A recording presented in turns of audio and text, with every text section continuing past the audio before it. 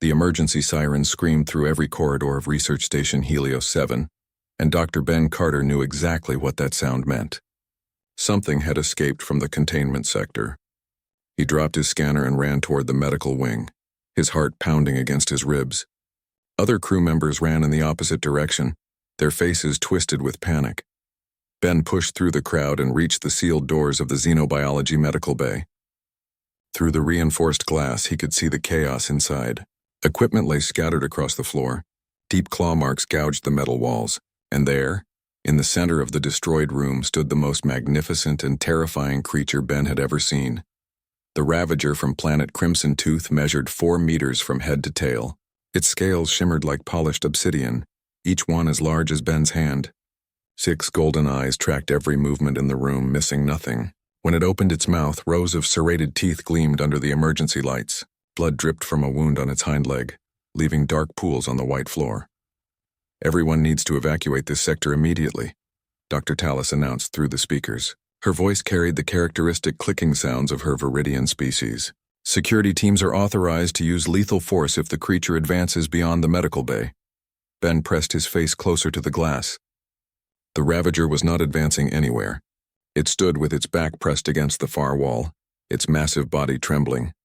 Its dorsal spines lay flat against its spine, and its tail curled protectively around its injured leg. Ben had seen this behavior before back on Earth when he worked with injured wolves and bears. This was not aggression. This was fear.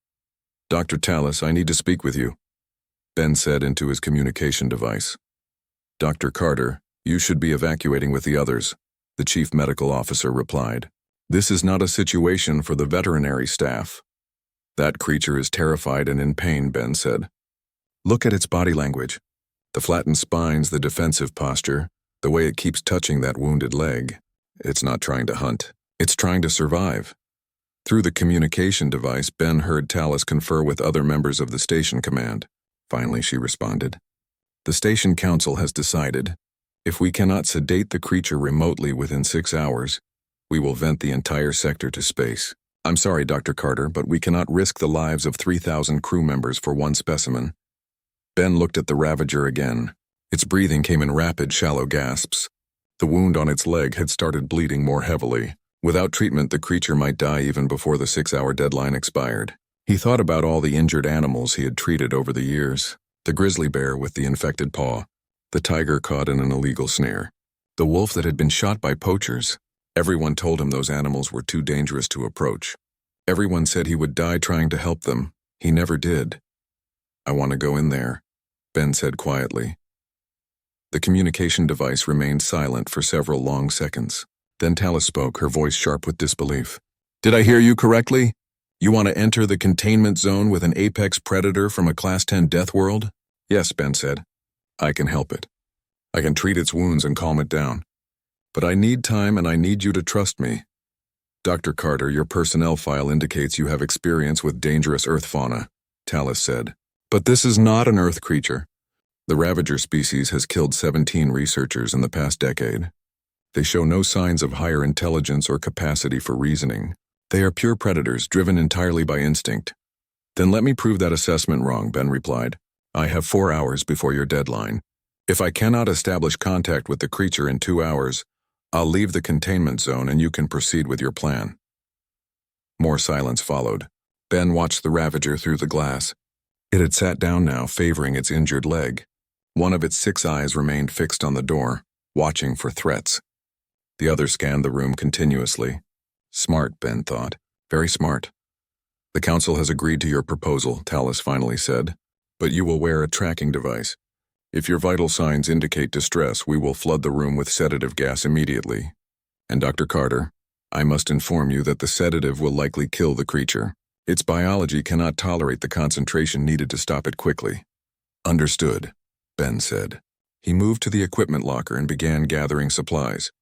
A portable medical scanner, bandages designed for exotic biology, antibiotics with a broad spectrum of effectiveness, a water container. He deliberately left behind any weapons or stunning devices. Bringing those items would send the wrong message. At the containment door, a young Viridian nurse named Iris handed him the tracking device. Her compound eyes reflected concern. Dr. Carter, please be careful. I have read about your work on Earth. It is very impressive. But this creature comes from a world even harsher than yours. I know, Ben said, clipping the device to his collar. But pain and fear feel the same on every world. That creature in there is suffering. Someone needs to help it. I will be monitoring the security feeds, Iris said. If there is anything I can do to assist you, please signal. Ben nodded and approached the containment door. His hand shook slightly as he entered the authorization code. The door hissed open, and the smell of blood and the ravager's distinctive scent hit him immediately. It smelled like thunderstorms and burning copper. The ravager's head snapped toward the door. All 6 eyes focused on Ben. Its lips pulled back from its teeth in a warning display. A low growl rumbled through the room, vibrating in Ben's chest. Ben stepped inside. The door sealed behind him with a final decisive click. He was alone with 4 meters of injured, terrified apex predator. He sat down slowly on the floor, keeping his movements smooth and predictable. "Hello there," he said softly, his voice steady despite his racing heart. "I know you're scared. I know you're hurting. But I'm here to help you, not harm you. We're going to take this slow and easy. No sudden moves. No surprises. Just you and me figuring this out together." The ravager watched him, its growl fading to uncertain silence. Ben remained sitting on the cold floor, his legs crossed in a relaxed position. The ravager continued to watch him with all 6 eyes. Minutes passed in tense silence. Through the glass wall, Ben knew that dozens of crew members watched his every move. He ignored them and focused entirely on the creature before him. "My name is Ben," he said, keeping his voice low and calm. "I work with animals. Well, we call them animals on my world. You're probably wondering what I'm doing here. The truth is, I'm wondering the same thing." The ravager's ears twitched at the sound of his voice. Good. That meant the creature was processing information, not just reacting to threats. Ben reached slowly into his medical kit and pulled out the portable scanner. He held it up, letting the ravager see it clearly. "This is a scanner," Ben explained. "It helps me understand what's wrong with your body. I'm going to set it down here, about halfway between us. You can sniff it, look at it, whatever you want. It won't hurt you." He slid the scanner across the floor. It stopped about 2 meters from the ravager. The creature's eyes followed the movement, but it did not move toward the device. After several seconds, its nostrils flared as it caught the scanner's scent. Still no movement toward it. Ben waited. Patience was essential when working with frightened predators. Rush the process and trust became impossible. He had learned that lesson many times on Earth. A wolf needed time to understand you meant no harm. A bear required proof through action. This creature, despite coming from another world, showed the same basic psychology. "That wound on your leg looks bad," Ben continued talking. "I can see the infection spreading. The edges are turning dark, which means your body is struggling to fight it off. On my world, we have medicine that helps. I'm hoping it works for you, too." The ravager shifted its weight slightly. Pain flickered across its alien features. Its injured leg trembled with the effort of supporting its weight. Ben could see the problem more clearly now. The leg was not just wounded. It was broken. Shattered, actually, and embedded in the wound were metallic fragments. "Those are capture net pieces," Ben said quietly. "Someone hurt you while trying to catch you. They didn't care about your pain. They just wanted to take you from your home. I'm sorry that happened to you." Something changed in the ravager's posture. Its dorsal spines rose slightly, though not in an aggressive display. The movement seemed more like surprise or confusion. Could it understand his tone, if not his words? Many Earth predators responded to emotional intent rather than vocabulary. Ben pulled out his water container. His throat felt dry from talking, and he knew the ravager must be dehydrated too. How long had it been trapped in this room without water? He took a small sip, making sure the creature could see him drink. Then he set the container down and slid it across the floor, stopping it near the scanner. "Water," he said. "You need it, I need it. Basic biology applies everywhere, right?" The ravager's nostrils flared again. Its eyes fixated on the water container. Ben could see its throat working, swallowing reflexively. It wanted the water badly, but taking the water meant moving closer to Ben, and the creature still feared him. Ben slowly laid down on the floor, making himself as non-threatening as possible. He turned his head to the side, avoiding direct eye contact. In the language of predators, direct staring meant challenge or threat. Looking away meant submission, meant safety. "I'm not here to fight you," Ben whispered. I'm not here to hurt you. Take the water, please. Several more minutes passed. Ben's back started to ache from lying on the hard floor. His legs tingled with the need to move. He remained perfectly still. Through the corner of his eye, he saw the ravager shift its weight again. It took one cautious step forward, then another. Each movement clearly caused pain, but thirst drove the creature forward. The ravager reached the water container. It sniffed carefully, checking for poison or danger. Then its long tongue dipped into the water. It drank deeply, desperately, emptying half the container in seconds. When it finished drinking, it looked directly at Ben. For the first time, Ben saw intelligence in those 6 golden eyes. Not just animal cunning, but real awareness. The ravager understood that Ben had given it something it needed. The creature knew it was wounded and trapped, and maybe, just maybe, it recognized that Ben was different from the people who had hurt it. "You're welcome," Ben said softly. The ravager did not retreat to the far wall. Instead, it settled down where it stood, only 3 meters from Ben, close enough to attack if it chose to. Close enough to reach if Ben made a wrong move, but also close enough for treatment. Ben slowly sat up, keeping his movements predictable. He reached for the scanner and activated it. The device hummed softly as it projected a holographic display of the ravager's internal structure. What Ben saw made his stomach clench with anger. The metallic fragments in the wound were not just debris from the capture net. They were pieces of a device designed to cause pain. Each fragment emitted a low-frequency pulse that would trigger the creature's pain receptors constantly. No wonder the ravager had been so aggressive. It was being tortured every second of every minute. "Oh, you poor thing," Ben breathed. "They put pain generators in your body. That's why you broke out. That's why you destroyed this room. You were trying to escape the agony." Through his communication device, he heard Iris gasp. She had seen the scan results too. Somewhere in the command center, Talus and the station council were learning the truth about why the ravager had seemed so violent. Ben looked at the creature with new understanding. "We did this to you. My species or someone else in this station. We're responsible for your suffering, but I'm going to fix it. I promise you that. I'm going to take away your pain." The ravager tilted its massive head, studying Ben with an intensity that felt almost human. Then slowly, deliberately, it extended its injured leg toward him. The gesture was unmistakable. It was giving permission to help. Ben moved with careful precision, every action slow and visible. He opened his medical kit and removed a specialized injector designed for exotic biology. The anesthetic inside would numb the area around the wound without affecting the creature's consciousness. He needed the ravager awake and aware so it could tell him if something hurt or felt wrong. "This will sting for just a moment," Ben explained, holding the injector where the creature could see it. "Then the pain will fade. I know you can't understand my words, but please trust me." He approached the extended leg, watching the ravager's eyes for any sign of fear or aggression. The creature remained still, though its breathing quickened. Ben pressed the injector against the scale-covered flesh near the wound and activated it. The ravager flinched but did not pull away. Its claws extended reflexively, gouging small marks in the metal floor. I know," Ben soothed. "Just a few more seconds." The anesthetic spread through the tissue rapidly. Ben could see the moment it took effect because the trembling in the ravager's legs stopped.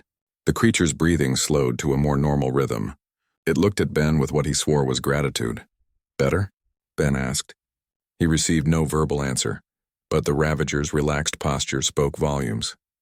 Ben activated a magnification feature on his scanner and studied the wound more closely. 5 metallic fragments were embedded deep in the tissue, each one pulsing with that horrible pain signal. He would need to extract them one by one. The work would be delicate and time-consuming. He selected a pair of microforceps from his kit and sterilized them with a small ultraviolet device. Then he positioned himself beside the wound and began the painstaking process of removal. The first fragment was lodged between 2 muscle groups. Ben carefully separated the tissue, trying not to cause additional damage. The ravager watched his hands with intense focus. "Almost got it," Ben muttered. The forceps closed around the fragment. He pulled gently, steadily. The metallic piece came free with a soft sucking sound. Immediately, one section of the wound stopped glowing red on his scanner. The localized inflammation began to decrease. "1 down, 4 to go," Ben said. He placed the fragment in a specimen container. The thing still pulsed with its evil purpose, trying to cause pain even outside of living tissue. Someone is going to answer for creating these things.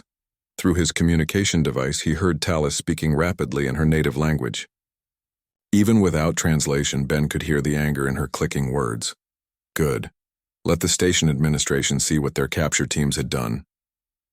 The second fragment came out more easily, lodged closer to the surface. The third required Ben to probe deeper, and he felt the Ravager tense despite the anesthetic. Sorry, friend, he whispered. I'm trying to be gentle. The fourth fragment was the worst. It had embedded itself directly against the broken bone. Ben would need to shift the bone fragments to reach it, which would cause pain even through the numbing medication. He paused and looked up at the Ravager. This next part is going to hurt, he said honestly. I wish I could tell you why it's necessary. I wish I could explain that short-term pain will lead to long-term healing.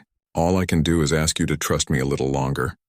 The Ravager's 6 eyes blinked in sequence, an alien gesture that somehow conveyed understanding. It shifted its body slightly, bracing itself. Ben took that as permission to continue. He worked as quickly as precision allowed. The bone fragments needed to be realigned anyway, so he used the opportunity to set them properly while extracting the device. The Ravager's breath hissed through its teeth. Its free claws scraped against the floor, but it did not pull away. It did not attack. It endured the pain because it understood Ben was helping. The fourth fragment came free. Ben immediately applied a bonding gel to hold the bone fragments in their correct position. The gel would harden within minutes, creating a temporary cast from the inside out. The fifth and final fragment was the smallest, barely visible on the scanner. Ben extracted it with tweezers, his hands steady despite his fatigue. Done, he announced, sitting back on his heels. All the pain generators are out. Your body can finally start healing properly. He cleaned the wound thoroughly and applied antibiotic gel designed for use across multiple species. Then he wrapped the leg in flexible bandages that would allow movement while protecting the injury. Throughout the process, the Ravager remained cooperative, even helpful. It adjusted its position when Ben needed better access. It held still during the most delicate moments. When Ben finished, he was surprised to realize that 3 hours had passed. His back ached from bending over. His hands cramped from the precise work. But the Ravager's leg was properly treated, the infection halted, and the pain generators destroyed. You were an excellent patient, Ben said, cleaning his tools. Better than most humans I've worked with, honestly. The Ravager made a sound, a low rumble that vibrated through Ben's bones. Not a growl of aggression. Something else. Something that sounded almost like a purr. The creature slowly stood, testing its treated leg. It still limped, but the obvious agony was gone. It took several experimental steps, then looked at Ben. Without warning, the Ravager moved closer. Ben's heart jumped into his throat.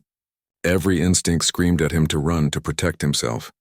But he remained still, trusting in the bond they had built. The massive creature lowered its head and gently pressed its forehead against Ben's chest. The gesture lasted only a moment, but its meaning was clear. Thank you. Ben reached up slowly and rested his hand on the Ravager's scaled head. The scales felt warm and surprisingly smooth. He could feel the creature's pulse through his palm, strong and steady. You're welcome, he whispered. Then he noticed something that made his blood run cold. The scanner, still active on the floor, showed new information about the Ravager's internal biology. There were 3 smaller life signs inside the creature's body. Ben pulled the scanner closer and studied the readings carefully. Oh no, he breathed. You're pregnant. The Ravager was not just an injured adult fighting for survival. It was a mother carrying babies that would not survive their mother's stress and injury much longer.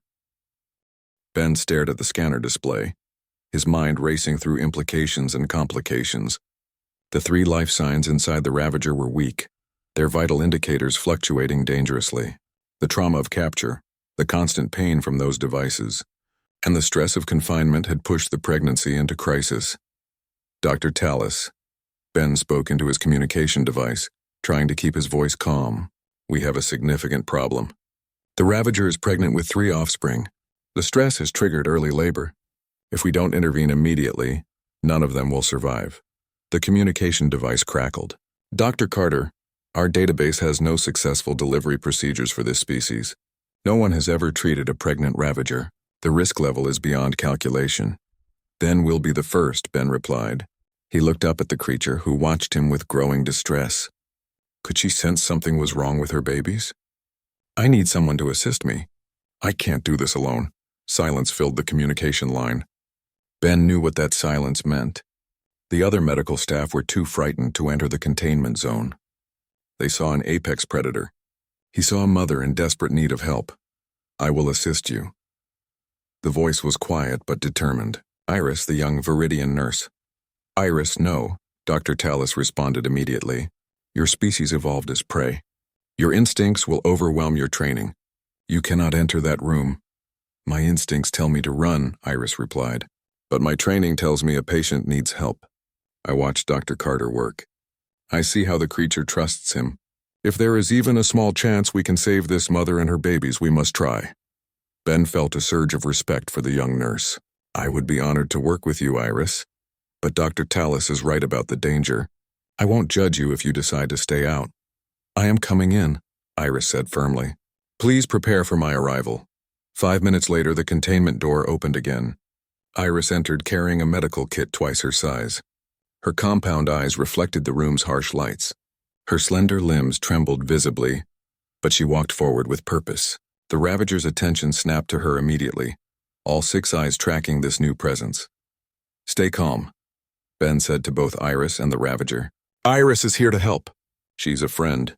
The Ravager sniffed the air, analyzing Iris's scent. The creature's predatory instincts must have been screaming, faced with a being that resembled prey animals from its own world. But the Ravager remained in place, growling softly but making no aggressive moves. Iris approached slowly, her breathing rapid but controlled. "Hello," she said, her voice clicking in the Viridian way. "I am Nurse Iris. I am frightened of you, but I will help you anyway." Ben appreciated her honesty. The Ravager seemed to as well. The growling stopped. The creature settled back down, its attention divided between Ben and Iris. "We need to perform a cesarean delivery," Ben explained, pulling up the scan results on a portable display. "The babies are in distress. Normal labor would take too long and might kill them all. We need to surgically remove the offspring and then close the incision."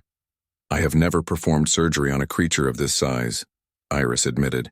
"On my world, we specialize in small fauna care." "I've never performed surgery on an alien species," Ben countered. "We'll figure it out together. The database has anatomical information we can reference." They spent the next hour preparing. Ben administered stronger anesthetic, carefully calculated for the Ravager's body mass. He created a sterile field around the surgical site. Iris prepared instruments, her hands becoming steadier as she focused on the technical aspects of the work. The Ravager watched their preparations with obvious anxiety. She made soft keening sounds, a mother's worry translated across species. Ben wished he could explain what they were doing, why they needed to cut into her body. "We're trying to save your babies," he said, resting his hand on her head. "Trust us just a little longer." When everything was ready, Ben made the first incision. The Ravager's scales were tougher than anything he had cut through before. The surgical blade required significant pressure to penetrate. But once through the scales, the underlying tissue was similar enough to Earth mammals that he could navigate by instinct and training. "First membrane located," Ben reported. Iris prepared to receive the first infant. He carefully opened the membrane and reached inside. His hands closed around something small and slick.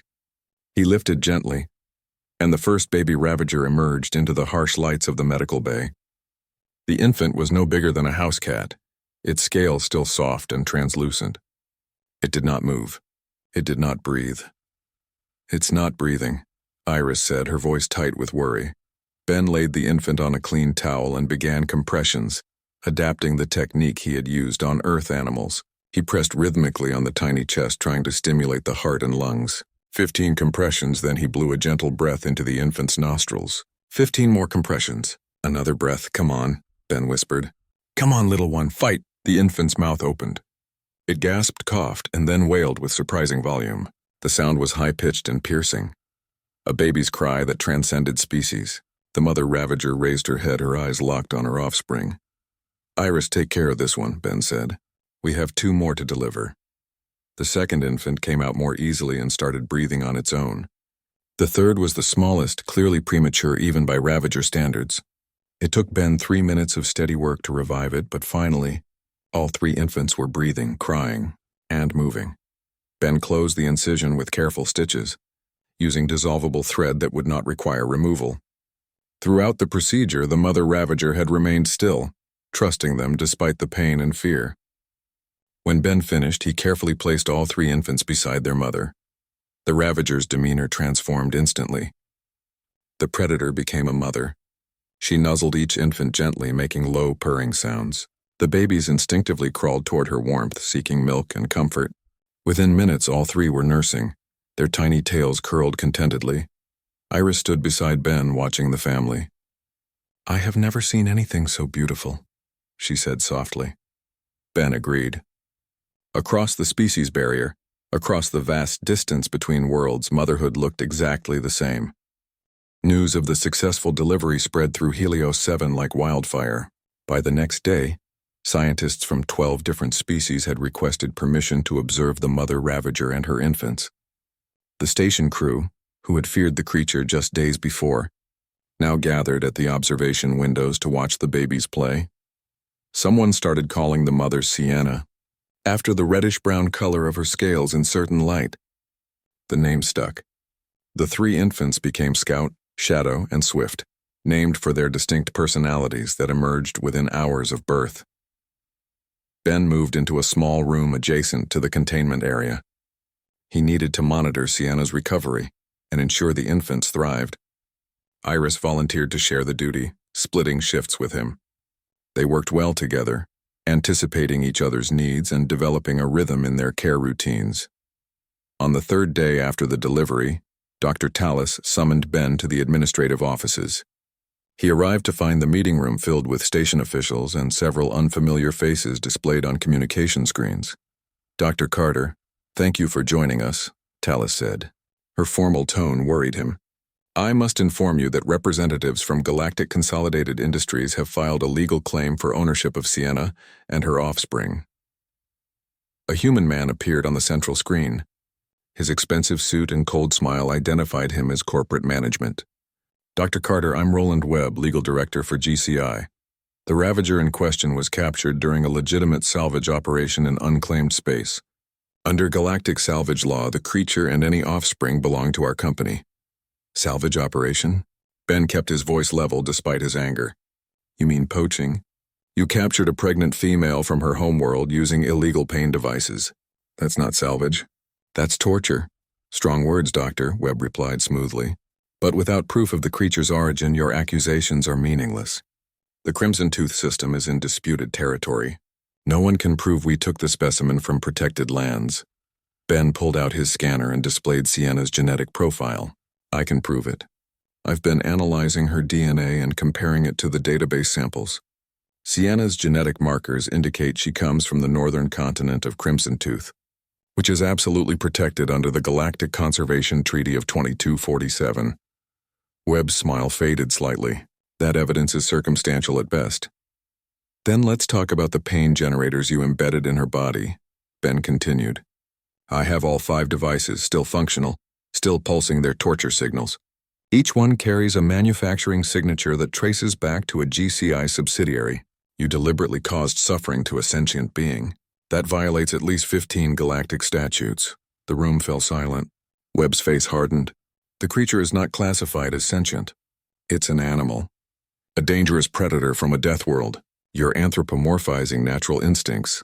"She's a mother protecting her children," Ben shot back. "She showed problem-solving abilities, complex emotional responses, and cooperative behavior. I have hours of footage demonstrating her intelligence. She understood I was trying to help her. She trusted me to perform surgery on her body. Those are not the actions of a simple animal." One of the station council members, a being resembling a floating jellyfish, spoke in translated tones. "The question of sentience is significant. If the ravager species demonstrates sapient behavior, they would qualify for protected status under multiple treaties." "This is ridiculous," Webb snapped. "One creature showing unusual behavior doesn't prove species-wide sentience. We demand the immediate release of our property." "Your property is a living being with 3 infants depending on her," Ben said. "I won't let you take her. You don't have a choice, Doctor. We have legal ownership. The station must comply with galactic law." Tallis raised one of her limbs, calling for attention. "The station council has reviewed the situation. We are declaring a temporary medical. Hold on Sienna and her offspring. Dr. Carter." is correct that separating infants from their mother during the critical bonding period would likely result in the deaths of all three babies. GCI may contest this decision, but it will require a formal tribunal hearing. Webb's expression turned venomous. Then we'll have a tribunal, and when we win, there will be consequences for this interference. GCI does not forget those who obstruct our business interests. The screen went dark. Ben released a breath he did not realize he had been holding.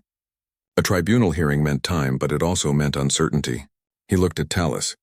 What are our chances? Difficult to assess, the chief medical officer replied. Much depends on whether we can prove Sienna's sentience. GCI has substantial legal resources and political influence. They will bring experts who will argue that all your observations can be explained by animal instinct. Then we need better evidence, Ben said. I need time to document her behavior more thoroughly. You have until the tribunal convenes, Tallis said. They have given us 2 weeks to prepare our case. Ben spent those 2 weeks in constant observation. He documented everything. The way Sienna taught her infants to hunt using simulated prey, how she problem-solved when Ben created simple puzzles, the moment when Scout got tangled in a blanket and Sienna carefully untangled her baby, rather than simply pulling it free.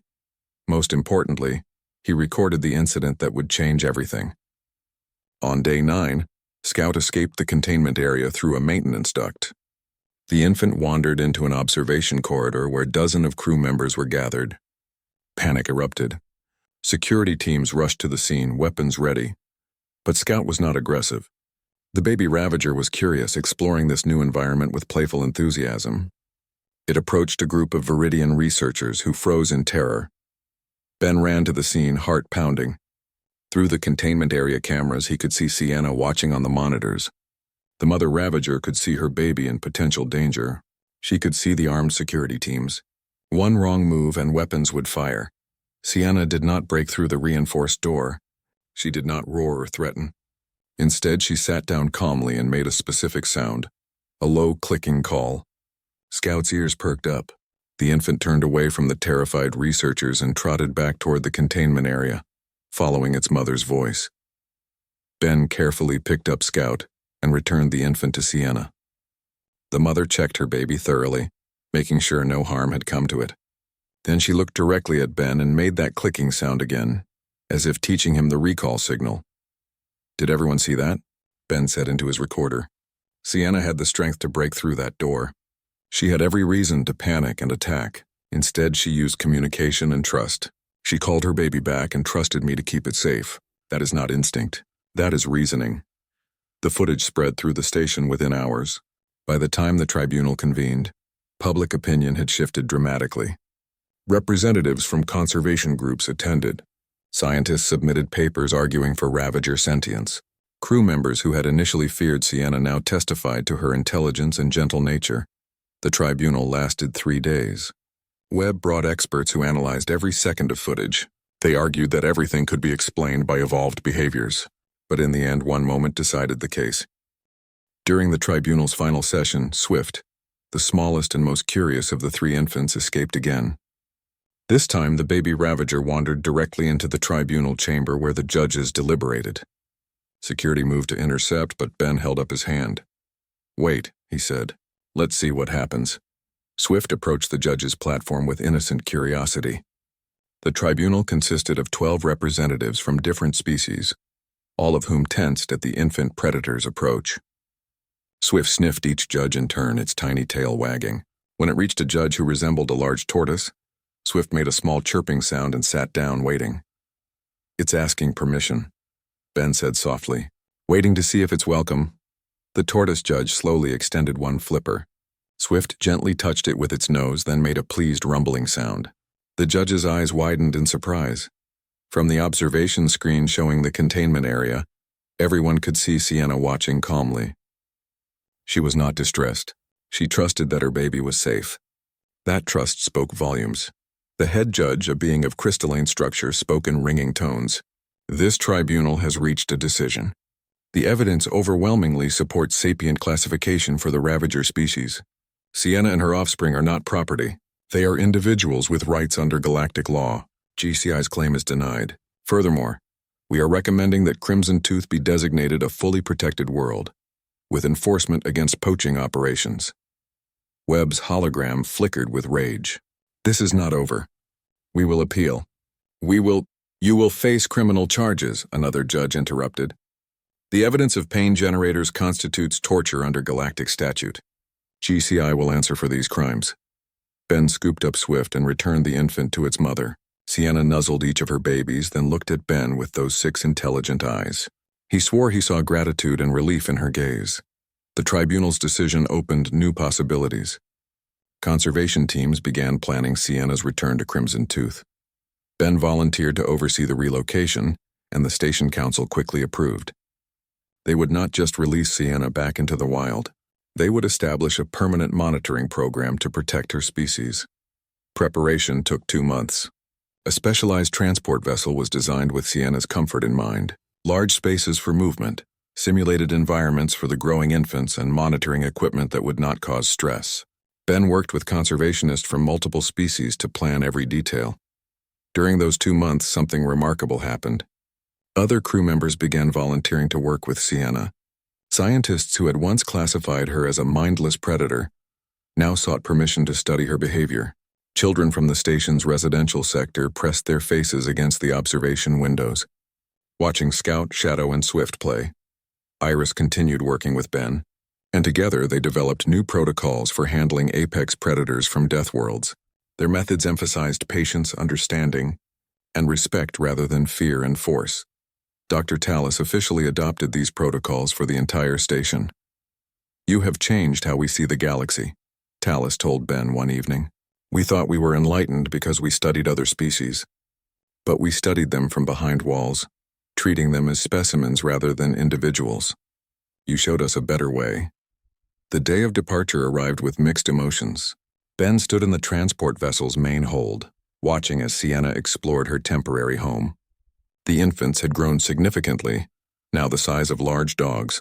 They chased each other through the simulated forest environment, practicing the hunting skills their mother taught them. The journey to Crimson Tooth took 5 days. Ben spent most of that time with Sienna and her family, documenting their behavior and ensuring their comfort. He taught the infants simple commands using sounds rather than words. Sienna learned them too, creating a basic shared language between human and ravager. When they entered Crimson Tooth's orbit, Ben felt both excitement and sadness. This was the right thing to do, returning Sienna to her home world. But he would miss her. He would miss the quiet moments when she rested her massive head on his lap while her babies slept. He would miss the trust they had built. The transport landed in a forested region identified as Sienna's original territory. Conservation teams had spent weeks removing all poaching equipment from the area. Monitoring stations were established at safe distances, designed to observe without interfering. Ben opened the transport doors. Sienna stepped out cautiously, her nostrils flaring as she sampled the air of her homeworld. Her babies tumbled out behind her, overwhelmed by new scents and sounds. For several minutes, the family simply stood there, adjusting to their freedom. Then Sienna moved into the forest. Her babies followed, staying close to their mother. Ben watched them go, his heart both full and breaking. This was what he wanted. This was right, but it still hurt to say goodbye. He remained at the monitoring camp for 3 weeks, helping to establish the protection protocols. The cameras captured Sienna reuniting with other ravagers. They documented the moment when her former pack accepted her and her babies back into their social structure. Ben watched as Scout, Shadow, and Swift learned to hunt real prey under their mother's careful supervision. On the final day before Ben had to return to Helios 7, Sienna did something unexpected. She brought her babies to the edge of the monitoring camp. The family sat just beyond the fence line, close enough that Ben could clearly see them through the barriers. Sienna made that clicking sound, the one she had taught Ben meant safety and family. Her babies echoed the call. Then slowly and deliberately, Sienna touched her nose to the fence exactly where Ben stood on the other side. It was impossible physical contact, separated by the barrier, but the meaning was clear. "Thank you, goodbye. I will not forget you." Ben pressed his hand against the fence as close as he could get. "I won't forget you either," he whispered. "Stay safe. Raise your babies well. Live the life you deserve." Sienna turned and led her family back into the forest. Ben watched until they disappeared among the trees, 3 young ravagers following, their mother into a future that was now protected and free. He returned to Helios 7, carrying a new understanding of what it meant to be human in a galaxy full of other intelligent species. Humans were not the strongest or the fastest or the smartest, but they had something valuable to offer: the ability to see past fear, to build bridges of understanding, and to recognize that intelligence and emotion existed in forms vastly different from their own. The program Ben and Iris developed grew into a station-wide initiative. More Deathworld creatures received proper care, based on understanding rather than fear. Other stations requested training in their methods. The Galactic Conservation Council offered Ben a permanent position developing protocols for interacting with dangerous fauna. He accepted on one condition: Iris would be his partner in the work. Together, a human and a Viridian predator and prey species working in harmony, they would teach the galaxy that compassion could conquer fear. Every night, Ben checked the monitoring feeds from Crimson Tooth. He watched Sienna and her growing family thriving in their forest home. Scout had become an excellent hunter. Shadow showed signs of becoming a future pack leader. Swift, still the smallest, had developed a gift for problem-solving that amazed the researchers, and sometimes, when the cameras captured Sienna resting in the evening light, Ben swore she looked directly at the hidden monitoring equipment, as if she knew he was watching, as if she was telling him that she remembered too. The galaxy was vast and full of wonders, but the greatest wonder was the discovery that kindness, patience, and understanding could transform monsters into friends, fear into trust, and violence into peace. Ben carried that lesson with him in everything he did. A human veterinarian who had learned that the most important medical skill was not knowledge of anatomy or chemistry, but the simple wisdom of seeing every patient as an individual worthy of care, respect, and compassion.